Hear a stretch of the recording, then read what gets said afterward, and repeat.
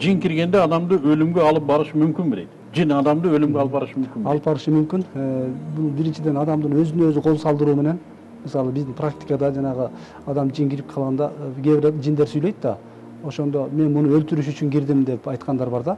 Кантип өлтүрөсүң дегенде мен мындай өлтүрөм деп туруп, колу эки колу кокосуна келип карышып калган учурлар болгон да. Аны 2-3 адам араң Өзүн өзүн өзү муунтат, ошол адам ушундай деми кыстыгып, ушундай кан жетпей, дем жетпей өлүп кетиши мүмкүн. Эгер жанында адамдар болбогон болсо, ажыратканча өлүп калыш ыктымалы бар. Анан кулагына, оюна жандай ой пикирлерди салып, өзүңдүн жаныңды кый деп жана муун өлүп калганда асынмай, сууга чөгүп кетмей деген. Ушул эмеде, ушул бизде депрессия деген оору. Азыр бир секунд агай. Азыркы мектеп окуучуларында бир жылдар ушундай бир суицид болуп башталды да. Мына азыр деле ушул болсо керек, 3 күндө бирден окуучу өзүн өзү асып атты. Ушул жин болушу мүмкүнбү?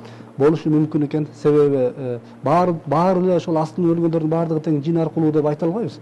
Бирок арасында ошол жин аркылуу болгондор да болот экен. Себеби өзүбүз көзүбүз менен көрүп, ошол өлүмдөн алып калгандан кийин ошол өлбөй калган адам өзүнүн башынан өткөргөнүн айтып бергенден улам ошол көзүнө көрүнүп мени чакыра берди, мени өл дей берди.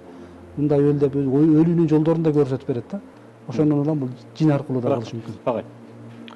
Бул жерде жанакы эң шыбыраган боюнча жана депрессия деп адамдын көңүлү чөгүп кеткенде бул жашоонун кызыгы жок болуп калат да.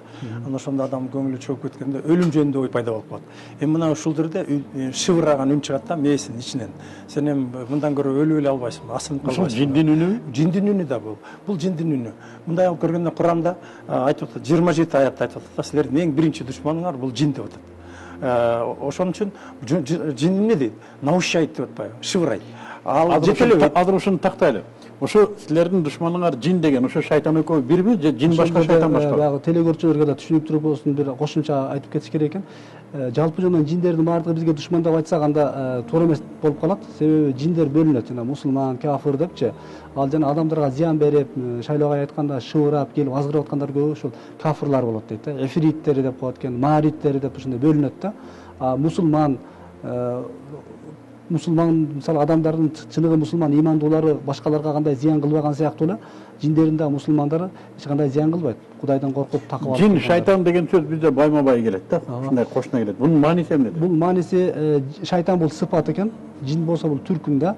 Мисалы инсандардан дагы шайтан болот, жиндерден да шайтан болот да. Адамдан да шайтан болот. Адамдан да шайтан болот. Куранда шаятын инси вал жин деп келет да. Инсандардын шайтандары жана жиндердин шайтандары депчи. Шайтан бул сыпат. Улантабыз.